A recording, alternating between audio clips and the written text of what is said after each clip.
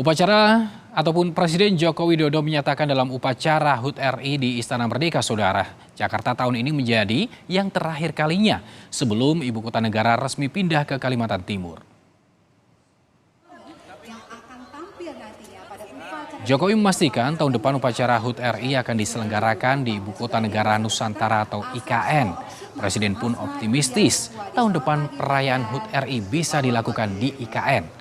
Saat ini upacara peringatan HUT ke-78 RI juga telah dilakukan di IKN yang dipimpin Kepala Otorita Ibu Kota Nusantara. Jika terwujud, upacara HUT RI di IKN tahun depan menjadi yang terakhir bagi Jokowi sebagai presiden setelah 10 tahun lamanya memimpin Indonesia.